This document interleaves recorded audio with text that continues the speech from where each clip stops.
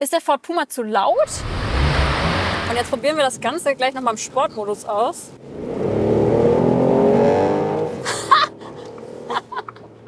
Ja, aber hallo?